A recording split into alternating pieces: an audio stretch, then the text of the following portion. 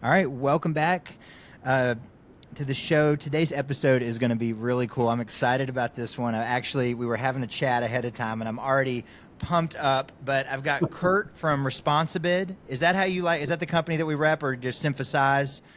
No, Responsibid is what everyone knows. Synthesize is Okay. just the entity that owns it.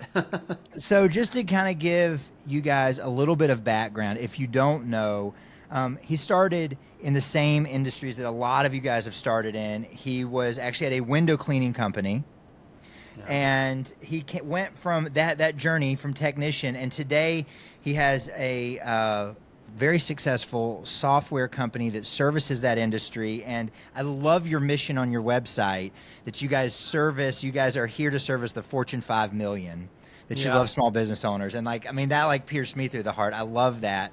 So thanks for being on the show. I'm really pumped about this conversation, Curt.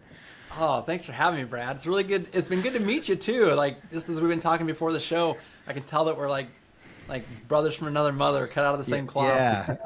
Yeah, absolutely. Absolutely. So, anybody that kind of hears this, as we've gotten going on these episodes, I guess we're probably about 20 recordings into this little project.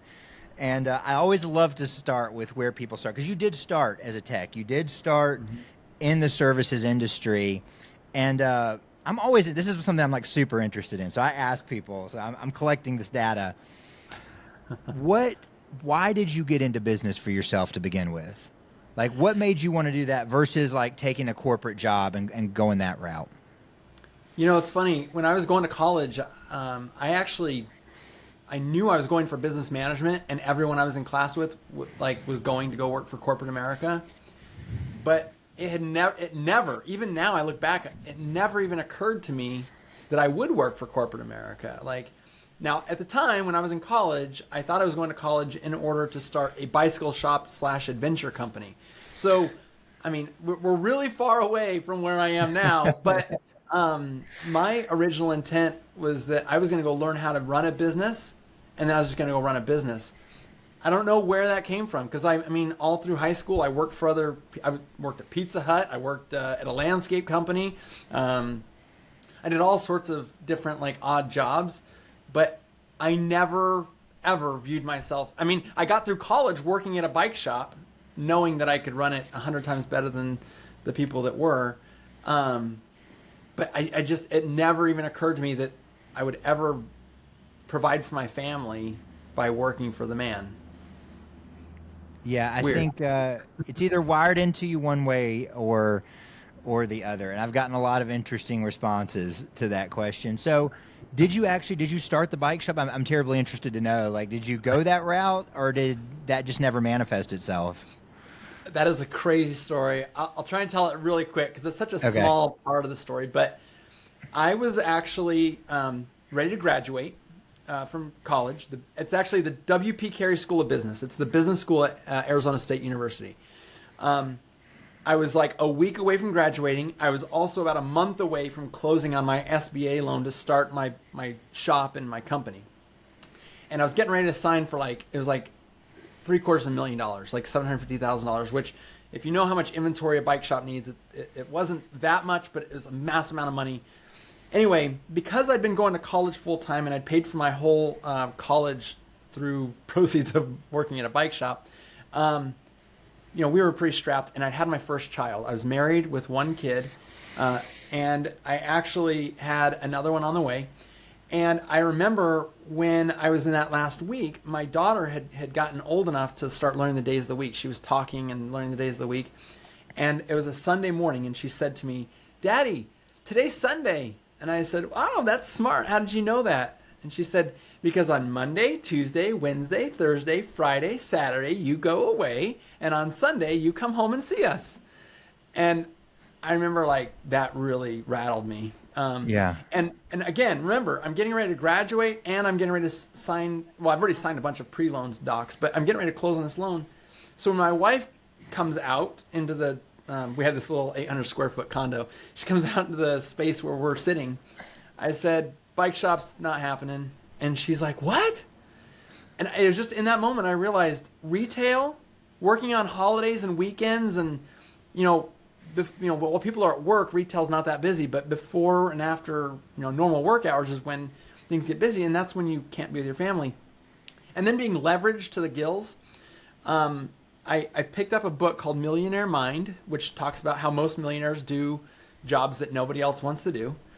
And I was like, bike shop's off the table. I got to do something that when the sun goes down, I got to come home. I'm not going to start our family with these young kids. We have 4 now, but at that point in our life, I'm like, I'm not going to start a family where we're basically, guaranteed that I'll spend no valuable time with them. So I started a window washing company because nobody wants to do windows. Wow. That's crazy. So yeah, I love that though. I mean, like, I think that says a lot about where your head was at. And I think I couldn't have dealt with kids at that age at all. I mean, I'm in my 30s and children are still a challenge. I've got them, but they are definitely a challenge. But, I had no maturity for that.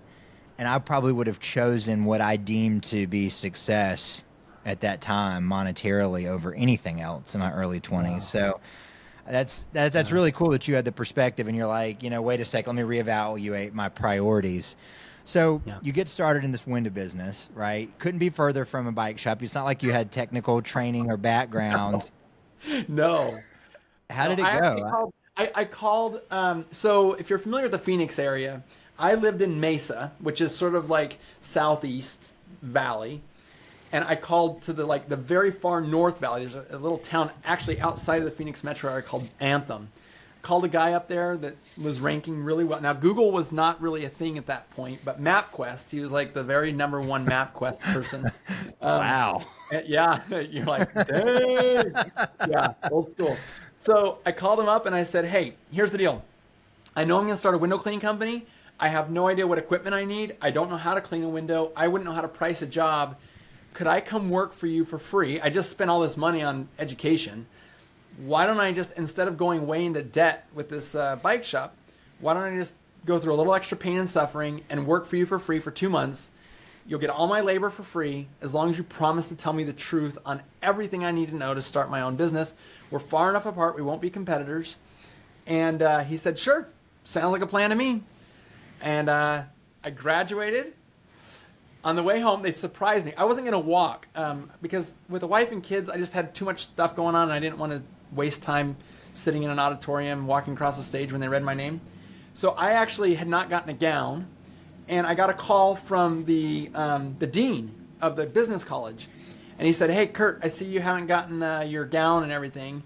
What's going on? And I said, oh, yeah, I'm not actually going to go to graduation, but you'll just mail my diploma to me like everyone else anyway.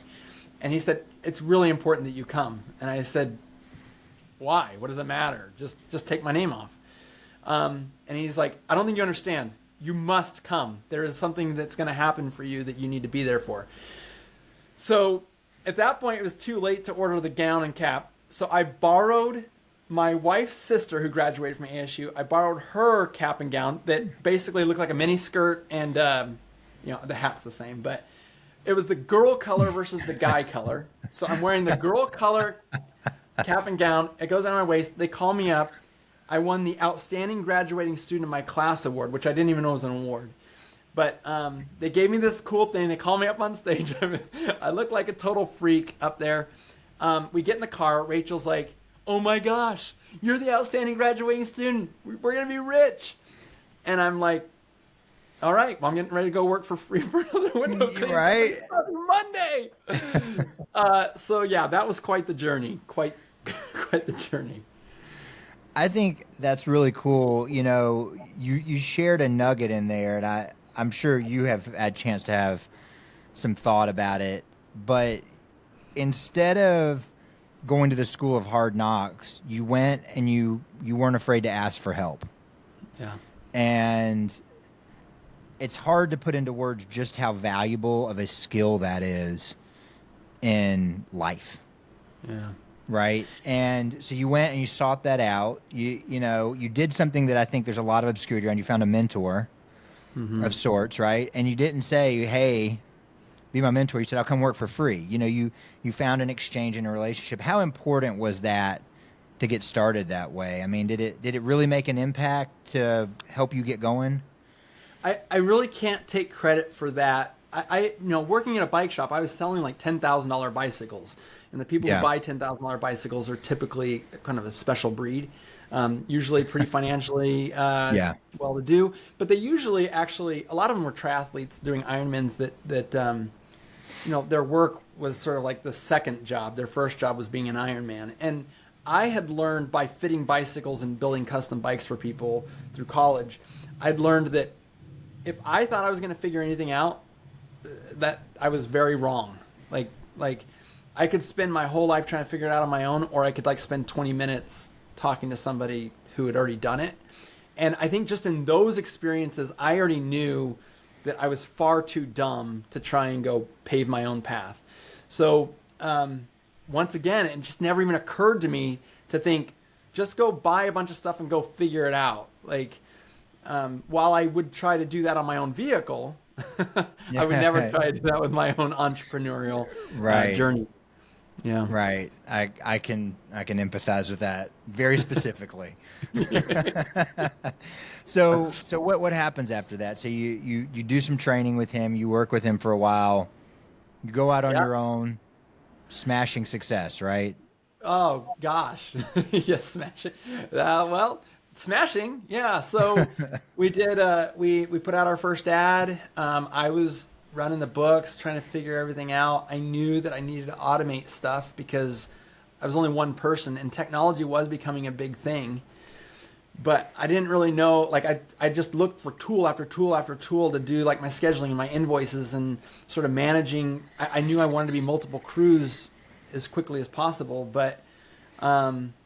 I basically was just wearing so many hats. I was working so many hours. Yes, I was home when the sun went down because you can't really wash windows in the dark. At least I couldn't back in the early days. And I would come home and spend like all night invoicing, buying materials, getting the schedule for the next day all tidied up.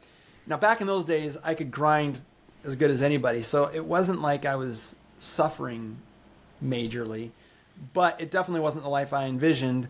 And I mean, there was a lot of stuff I didn't learn in that first 2 months that I had to figure out on my own. Mm-hmm. But at least having the framework helped. And it wasn't until I was in business for about, I owned that business for about 5 years. I sold it on year 5, about halfway through. But about year 2 or 3, it would have been year 2, I was using a product called Infusionsoft. Are you familiar with them? Yeah. So I was one of their very first customers, and I had started building like follow-up automation and some other stuff. And once I had crews out working in the field, I could actually start trying to get my customer journey built. Yeah. And you had to have like a PhD in like Infusionsoft in order to, they called it Confusionsoft because it was so difficult. But anyway, I got asked to come in for a focus group and for Infusionsoft. And I went in there and I had my life sort of ripped away and changed in this focus group because the focus group was going to be actually held with Scott Martineau, who was one of the co-founders. But the other co-founder, Clayton Mass, came in before we got started. And he wanted to talk to everybody about sort of what kind of business they had and what they were doing for company culture. Because company culture, if you know Infusionsoft at all, which by the way, they're now called Keep, K-E-A-P. Right. But back in those days, they were really well known for their company culture. Like their employees all had Nerf guns. They're running around. They have a football field in the middle of their thing. And I sit down, and Clayton comes in. He's like, before you guys get started, I want you guys to all go through what do you do for company culture. And as he's going around the table and he's asking people, I realize that I'm the dumbest person in this room. I own the most blue-collar business in this room. I'm the least qualified person in this room. And I'm the poorest person in this room. So I'm super embarrassed, to be honest. If I was going to be honest, like the first person they asked was like, I'm the manager at a chiropractic clinic. For company culture, we offer, we work Monday through Thursday. We give everybody Fridays off, and we have a company party once a month. And I'm like, oh, geez, like I'm embarrassed now. And then as it goes around, we're like going to doctors and real estate agents. I'm not kidding you. Like it's getting progressively crazier and crazier. Yeah. And I'm listening to these people. The person right before me was like, Yeah, I'm a real estate agent. We work 3 days a week. We send all of our employees and their families to Disneyland once a year. We go on a Disney cruise once a year. And I'm like listening to this going like, they fly to the moon. That's like, to me, that's how it felt. Like, Yeah. this is so impossible. So when he gets to me, he looks at me, he says, all right, how about you? And I'm just like, I'm so nervous. My heart's beating like a million miles a minute. I just want to go under the table and die because I'm about to tell him that I've got a helper. I drive a Nissan 4x4 truck that's about 18 years old. And the trailer is embarrassing. It's like a wheelbarrow, more like a wheelbarrow than a trailer. And my helper, basically, I'll buy him lunch once a week. Like, I don't know what is getting ready to happen here. So as I'm waiting for the world to open up and suck me in so I don't have to talk, he points to me. He's like, what about you? I start off by saying, well, I'm not I don't have a sexy business like everybody else here. And then I'm like my palms are sweating and my mouth is stammering and I'm like trying to get the next sentence out. And right at that moment, Clay like puts his hands down on the big boardroom table. He looks across the table at me like our noses are about to touch, even though he's like probably 6 feet away from me. Uh-huh. And he's like, I just knew something was wrong. I stopped because he's looking at me like unlike everybody else. And he looks at everyone else at the table. He like looks side to side and he's like, I got this one.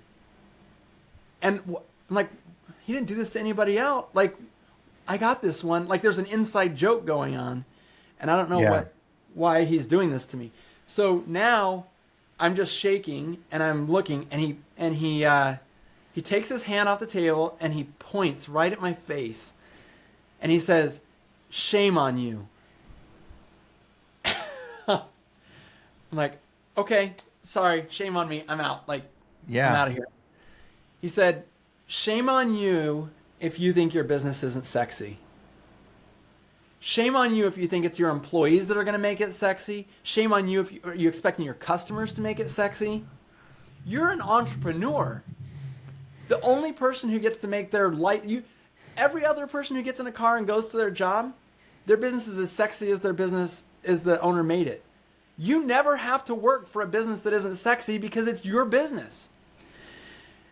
And I remember like tears welled up in my eyes. I was so embarrassed. It was such a like sucky moment in my life that I actually remember like feeling so called out that I thought I'm just going to get up and walk out.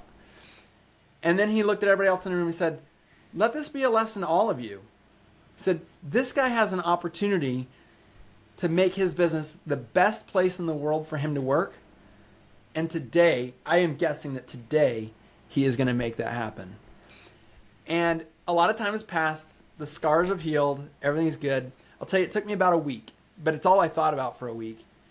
And I designed a business that the International Window Cleaning Association, the IWCA, we were voted the most professional image of any window cleaning company in the world for 3 years straight, right before I sold it. And that was the biggest mindset shift that ever happened in my life. I worry that if I had not had that conversation, I would still be running a crappy window cleaning company, trying to make ends meet, and just replacing employees as I was losing them. But because he did that to me, I was able to build a business that I'm immensely proud of, that sold for a great amount of money, made a great living for my family, and funded the current software company that I now own. And it probably never would have happened if someone hadn't called me out like that. That's incredible. I love that story. Isn't that insane? One of the things that we talk about, and I really don't do this. You're kind of driving me into a corner here. One of the things that we talk about is pivot points. And in your life, either by your choosing sometimes, and a lot of times not by your choosing, these things come up, and your life shifts, and your life has an opportunity to pivot. And I appreciate you sharing that one, Thanks, with me.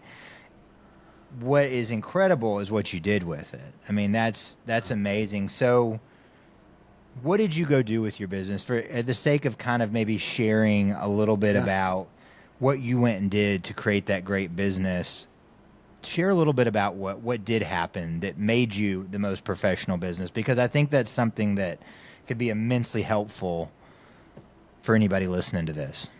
Absolutely. Well, I'll tell you right now, the most important thing to understand is it wasn't any one thing. And I'm about to say something that people are going to think I'm lying about. So it's really important that I call those people out right now so that when they think I'm lying, that they'll know that I'm going to prove to you that this is the absolute truth. It wasn't one big thing. It was a bunch of little things. And all those little things added up to be something immense. And the problem was that previously I had thought that it was about sort of tactics and strategies. I thought it was about the automation tools that I owned. I thought it was about what great thing I could build. I thought it was about the thing. And a lot of people whose hands are chained to however many things they can do or how many, whatever they can build, they all think the same thing.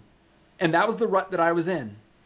What Clayton Mask did that day after I got done licking my wounds and my feelings stopped being hurt, what he did for me is he freed me to change my mindset. And that mindset shift is the wings that carried me way out of that deep trench that I was busy working in, got me way up above it, and I was able to look at my employees as the stars. They were customer service representatives who just happened to clean windows. And it was very important, even in the interview process, to help them understand if you're looking to be a laborer, you're going to hate working at this company. Yes, you'll be doing labor work, but you are a customer service representative, and I'm going to train you to do something that you didn't think was possible, and you're going to be trained by people way smarter than me, but we're going to have a certification process where you're going to look back at this time in your life. I hope you're with this company for a long time, and I hope you grow within this company. But even if you don't, even if you move on to go to college and become an architect, or even if you decide that you want to become a doctor or a lawyer or whatever, I can promise you right now in this interview today that you will always look back at your time at 5 Star Window Care as the most growing personal time of your life. Now, I'm not going to say that this career is going to take you to where your dreams are. If you want to do open heart surgery, this career is going to not take you all that way. But I can tell you this much. You will grow more in the time that because my job in this company is to unleash who you are.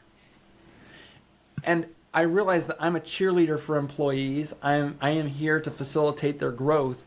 And in so doing, I am going to give my customers an experience unlike any other company can give them. And guess what? I was able to market that. We're a customer service company that just happens to do windows.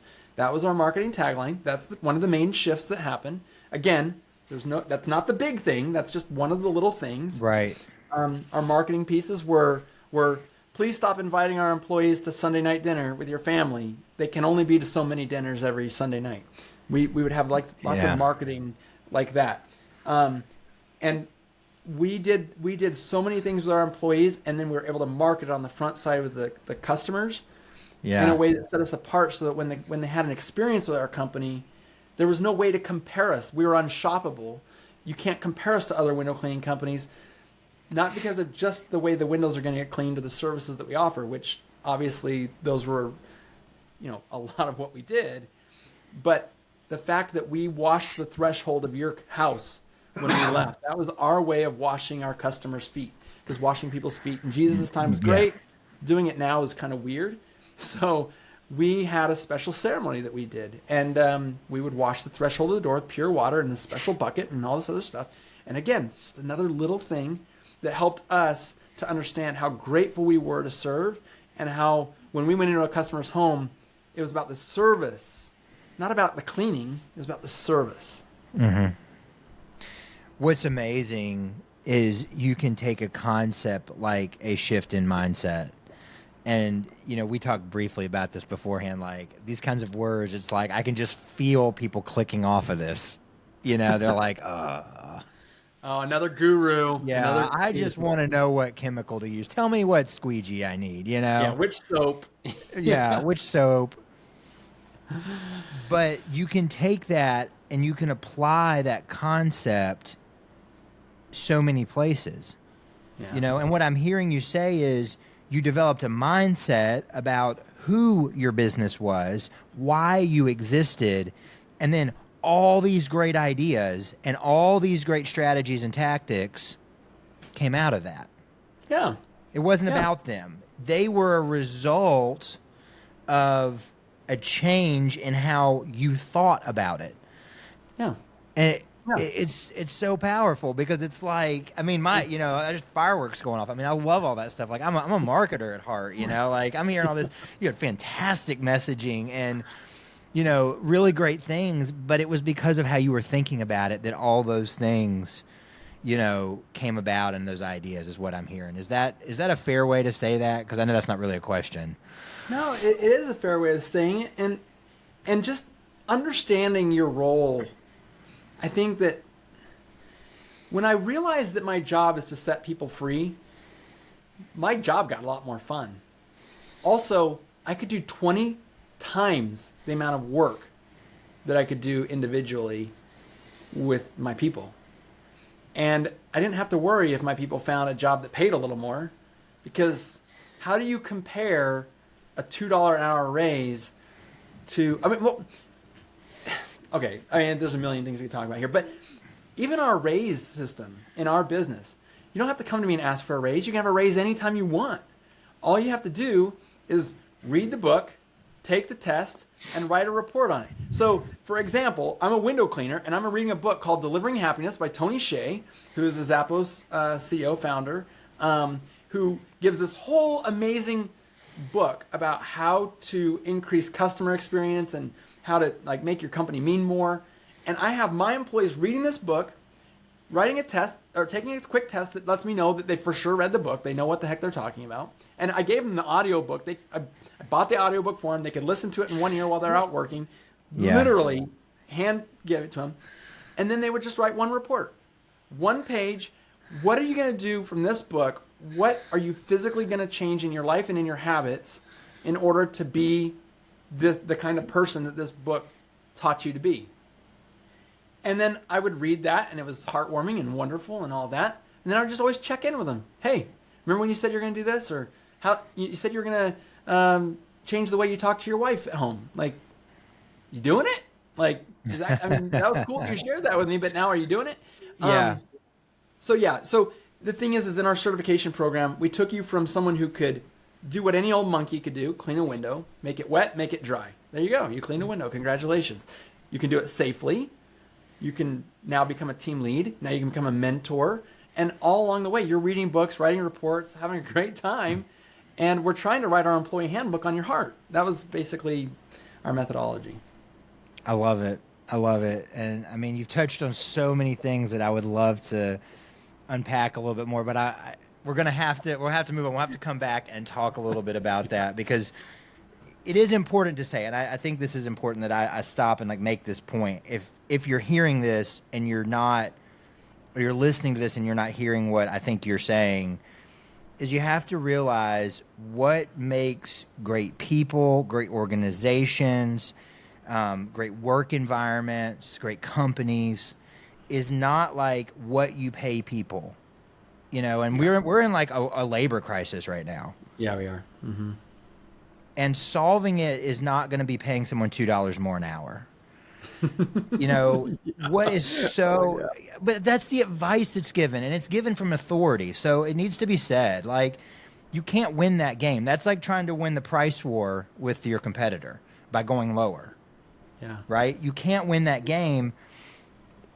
You built an environment where people were able to align themselves with your company and where they wanted to go with your company. And I don't know if that was something that you did naturally or something that you were able to learn from someone along the way, but it is powerful because you unlock something that's way, way better than just being able to pay people more. And the people appreciate more. I mean, money is important, but it's 5 on the list. It's not 1, 2, or 3. That's not what motivates people. So I just want to stop and reiterate that, because it's gold. I mean, it really is gold. So at the risk of us going really deep on all that, I do want to hear, you built an awesome company. I mean, it sounded like your window company was fantastic. Why the software company? I mean, what happened there? Because I'm sure there was something that was a motivation or this great idea, or tell me a little bit about that. Well, Yeah. So, you talked about earlier, sort of, it's not about those top three things. When I got out of the trench and was able to rise above and sort of see the layout, I'm proud of the company that me and my team built. I'm super proud of the experience our customers had. Um, but I realized that building the systems, those operational systems in the business, were obviously very important too. And Mm-hmm. the technology side, I had no business owning a software company. I graduated with a business management degree, and then I led people to cleaning windows, make them wet, make them dry. Like, it's not, Yeah. yeah. So, but I knew that with Infusionsoft and the things that I'd learned with the systems that we built, how powerful they were, and I realized that this is a tool that, as we got the notoriety of being the most professional image window cleaning company, my phone's ringing off the hook all the time with people going, how are you doing this? How are you doing that? How are you doing that? And I realized I'm spending 10 hours a day consulting. I can't run my business. Plus, people keep asking me, how do I get this online quoting thing that you built that's got a customer journey built into it? And I couldn't give it or sell it to anyone because it was hard coded into my website. And anyway, I realized pretty soon that I was going to be able to magnify myself much more. Well, first of all, limitations. There's Elon Musk and there's Richard Branson that can run many, many businesses. Yeah. And I really had not evolved to the point, and I still haven't evolved to the point where I feel like I can run multiple businesses really well. I still love the people part of it. I still love getting out of the way and letting them tear things up and do great stuff. But I am not at the point yet where I can run many businesses really well. Chasing two rabbits is not my thing. I just can't do it. So, so I realized with the amount of pull and the enjoyment that I was getting out of all these people who I was trying to help with, gaining access to this tool that we built, I realized I got to pick one or the other. And what was happening is that employees would call me to say, hey, Curt, real sorry, backed my van out and I didn't notice it, but I knocked the statue over. We now need to buy a $12,000 statue. They weren't calling me to say, hey, Curt, another great job. Love you. Goodbye. So, so I was finding that the business was taking my attention away, and even because I have a general manager that's sort of running the show, but I'm hearing about all the bad stuff, and it's just not fulfilling to me. So I sold that company, and I really just chased the rabbit of the software. Now, when I sold the window cleaning company, I had just previously launched a scalable software solution outside of 5-star window care. But I basically, I came home and I said, honey, I got a check. You will never see any of this money. But I just thought you should know. I just sold this check and I'm getting ready to go light it on fire, building more software. So she's always been incredibly supportive. When you were talking earlier about the maturity of having kids, it's really important to understand I married an amazing woman who has been incredibly supportive. She's not an entrepreneur type at all. Her personality type is that of a defender, which is more like a nurse type personality. Very conservative and all that.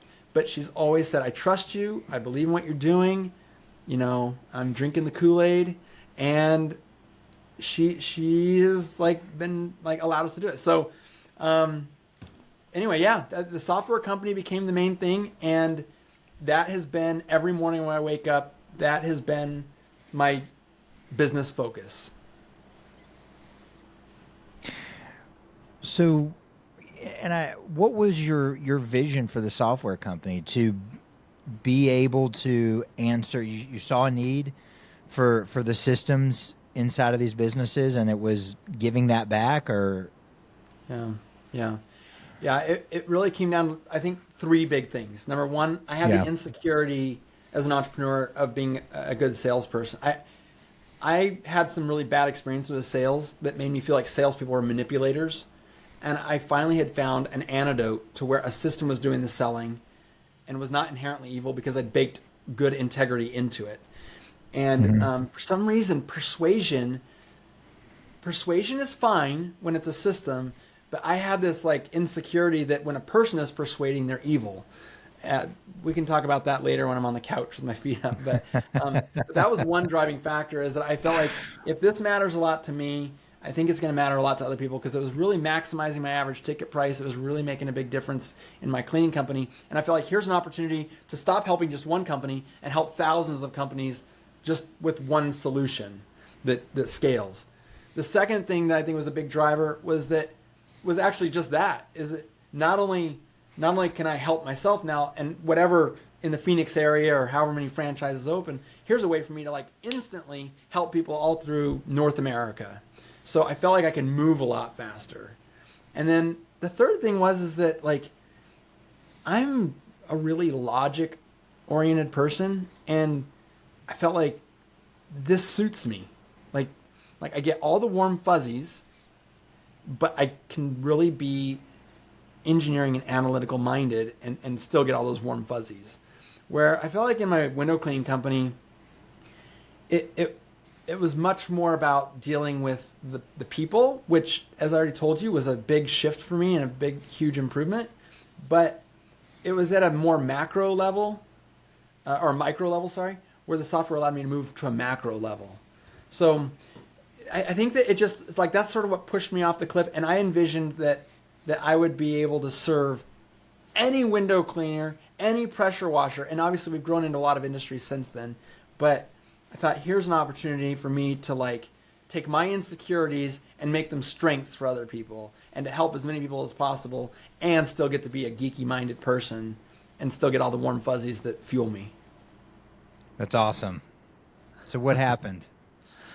Well, it didn't go like I thought.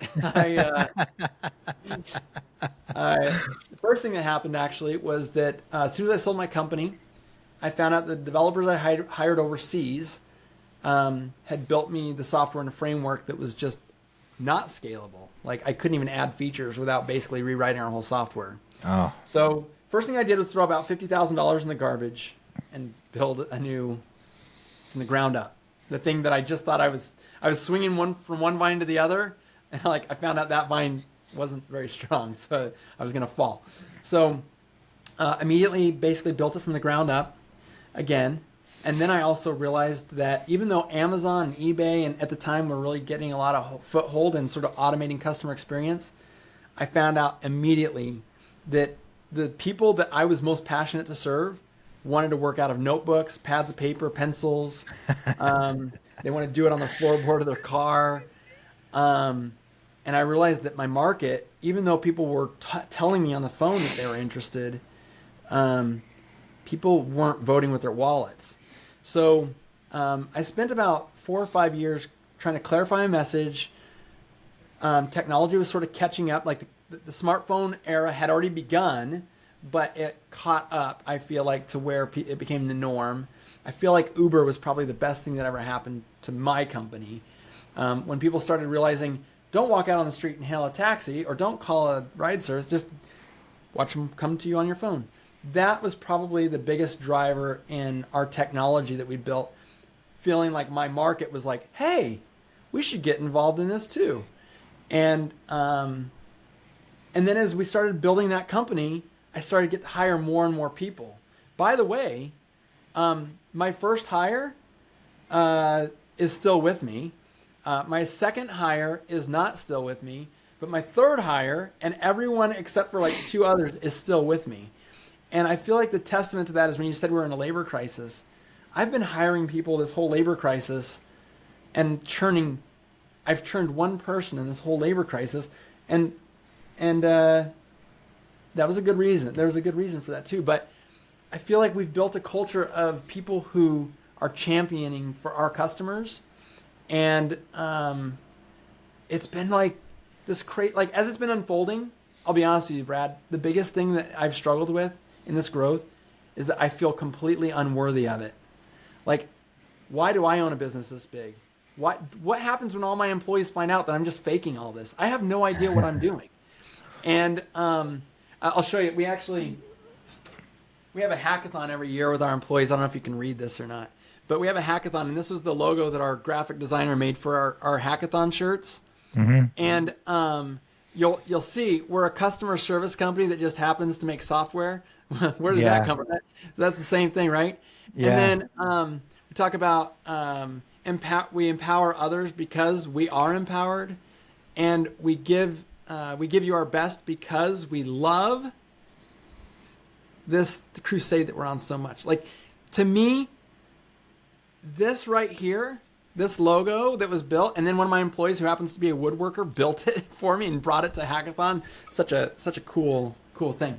To me, that sort of embodies the fact that we've built this culture of people who don't just say the mission statement like zombies or something. Like, we all feel it. Like, when our customers call, we're stoked to empower them because we've been empowered individually at each of our own levels.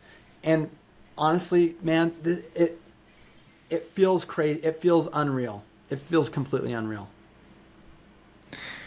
You know, I've come to a conclusion.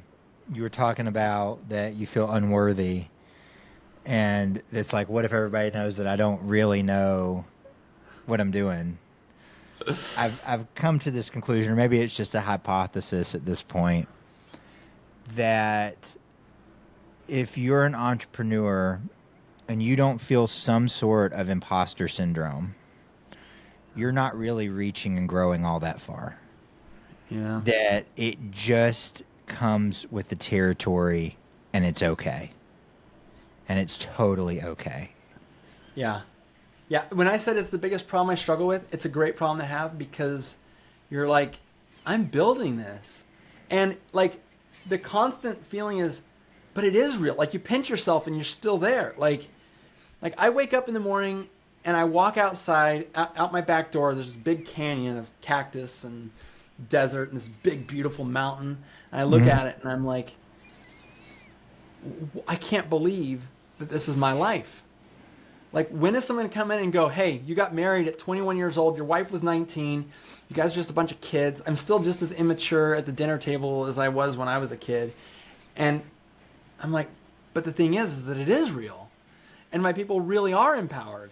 And there's all these like little nice like breadcrumbs of like you said, you're reaching out and you're pushing yourself. And then this feedback comes. And your employee goes, hey, just bought a new car. Just bought a new house. We're having a baby. Like, oh my gosh, this is actually happening. And you watch people elevating their lives and moving through their journey, and you're just like a means to it. One of our company values is that this job exists for people. People don't exist for this business. This business exists for people. People don't exist for the business. And I feel like this business has become such a tool for empowering our customers and our employees, and I'm watching it manifest. I go to a trade show. Curt, oh my gosh, I fell asleep last night. I woke up, I'd sold like $20,000 worth of window cleaning while I was asleep. And I'm like, wow, that's amazing. You know, what a great feeling. That's a sign that like, this is real. Then your employee comes up and goes, hey, Curt, I just got this new thing, a new 3D, what's it called when they go in? CNC machine for woodworking. And I'm doing this new thing. And you're like, this is being built. Like, this business exists so that these people can do this stuff. And those little signs of success are the nuggets that help you know not only is that energy for you to go forward, but it's proof that even though you have no clue what you're doing and you're just trying to make it a little bit better every day, Yeah. like, this is the real deal. Like, this is really happening. I love that. So give me a snapshot of where Responsibid is today. I mean, you've come a long way on your journey. You've obviously built something really cool. What does it look? Kind of give me that, you know, that view. Where's it gotten to? Yeah, well, we've grown for the last 3 years. We've grown about 50% every year, which is really big for us. I feel like we kind of grew up as a company in the last 3 years. We now have 11 employees in the U.S., 9 employees in the Philippines. We're basically adding people as quickly as we possibly can. Our customer base is getting more and more rabid, of like just fans. The community that we've built has been absolutely amazing. I went from the first 3 years of this business, never taking a paycheck from the business and just living off of savings, to making a really decent amount of money.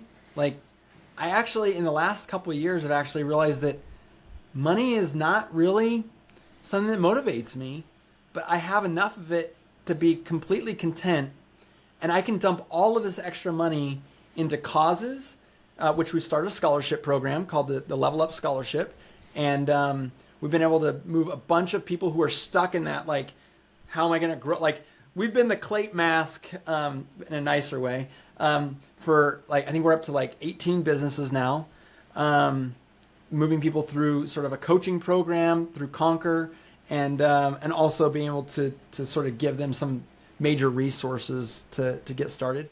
I've been able to give employees raises for jobs that are completely not the market price. My employees do not make as much as they should. They make more. And they've all got 401k plans. Every single one of my employees is contributing to the matching 401k plan. Like, this is not the company I started, especially when I first was like, oh shoot, I just sold my moneymaker and I'm chasing this thing that people think that no one will ever be able to use, like getting a quote online or having automated follow-up. That doesn't make any sense. And now here we are, and it's like we've grown. We're growing by leaps and bounds. We're continuing to grow, and the product that we're putting out there is just making people's lives better and better. That's so awesome. So, last question. Paint me a picture of the vision for the future for what you're doing. I don't know if it's with Responsibid or if there's other things. What excites you? Where is all this headed? Where are you headed? What's getting you out of bed these days when you look down into your vision or look out into your vision? Yeah, great question. Right now I'm having the time of my life. I can't imagine a time where I'm not adding employees and cheering them on. Like, I don't even know what that could possibly look like to not be growing my team. And I get so much energy off of the growth of my team and their abilities. I do think that we are going to have we're teaming up with more and more CRMs. And I believe that the future, we just rolled out a feature. Okay, sorry. I've said 6 things. I got to back up for a second. We just rolled out a feature that allows people to bundle their services together at a discount, and my customers are literally, and this is not a minority of people. We are having people quadrupling their average ticket price just because of the way they're packaging their services together, whether it's in person or over the phone or using web sales. If they're using the Responsibid funnel, we have people who are quadrupling their average ticket price.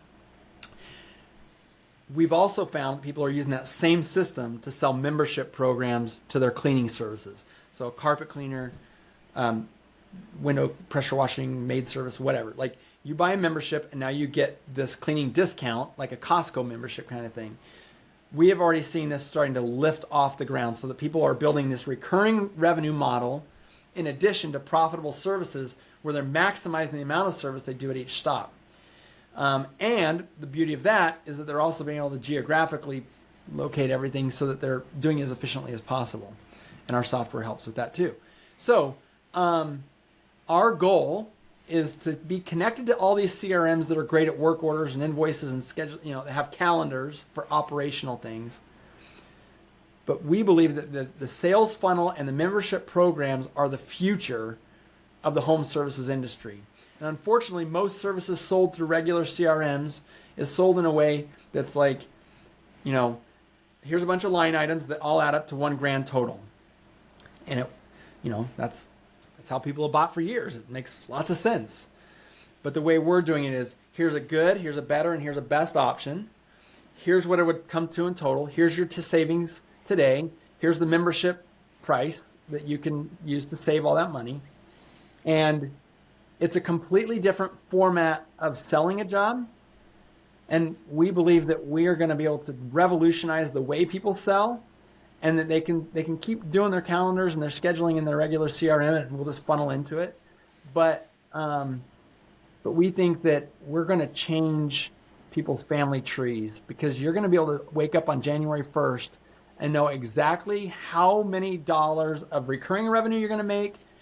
Lots of jobs already on the books, which is very important, fill in the density. But more importantly, route density. We believe that we're going to, because of that long view, because of that subscription model, we're going to be able to save a lot of money in additional expense from just having spread out jobs with, small tickets. So we've got big goals, and they're already starting to happen. So really cool. That's awesome. In the service businesses world, most of these guys in the businesses we're talking to, right? A recurring revenue model is not something that they've been able to utilize. And yet building that business, 20-30% of your business, and I guess potentially more even over time, into that gives you a tremendous amount of sustainability. And Predictability. what business is more cut out for it, right? Like I would venture to say that, like, do you think your windows will get dirty again? Yes. Do you think your carpets will get dirty again? Well, certainly they will. Like, why aren't we? That's what's so exciting about this. It's just breaking from tradition. It's just breaking away from tradition. And then, I think the second part, I love that you guys are enabling these companies to do things that they really can be a huge benefit to them. Same thing. Adding those extra services, around the core service, whether it's ancillary or however, but bundling those services. It's a tremendous opportunity to increase sales and profitability, because there's no extra marketing cost. There's no extra acquisition cost in general to get those sales. And the time efficiency to give that service is such a powerful tool. I love that. I love that you guys are, especially that you're communicating it from a perspective of how this helps these people be successful. Yeah. And that's really cool, man. This has been one of my very favorite conversations. And I've had a couple of conversations that I've thought, man, we are peaking really early in this journey. And this has been freaking awesome. Thank you so much, Curt. Man, thanks for just being on. It's been tremendous. Absolutely. My pleasure. Thanks for having me on. And I love what you're doing. I feel like, we haven't talked about it a ton in this particular conversation, but before we went on and sort of talked about sort of like what your impetus is here, what's really exciting to me is that the people who are listening to this podcast, it used to be that people in this industry would get up to $100,000 or $200,000 or $300,000 a year, and then they were peaked. They would never grow past it. They'd get stuck for 25 years in that. Oh, we've been in business 25 years, and we're still doing the same business we did year 3. Yeah. I feel like what you're doing with this podcast, and I hope that the listeners really understand the beauty of it, is that we're making new millionaire home service companies. That's happening now, like on the daily. And it's not a question right now of like if it can happen. There's plenty of proof that it can and does. But it will happen if people will sort of follow the paths that people have already left all the breadcrumbs for. And you're doing an amazing job of curating this whole path of breadcrumbs and showing all the signs of success, all the patterns that come along with people who've made it across that chasm. So thank you. What you're doing is amazing. Well, thank you, Curt.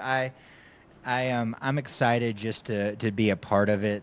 Studying success is definitely one of my hobbies, and it's a pleasure to hear from you. And I do hope that there's some really good wisdom in this episode, particularly, and I'm excited for the people that hear it that are ready to receive it. Yeah. And that makes this worth it, and that's really cool. And it's only made possible, when guys like you are willing to share the story. So, I'm just the facilitator. I'm just giving the canvas. It still has to be painted. And so it's been a great conversation. We'll probably just go ahead and wrap it there, but make sure to subscribe and catch us on the next episode. So thanks for listening, guys. Bye.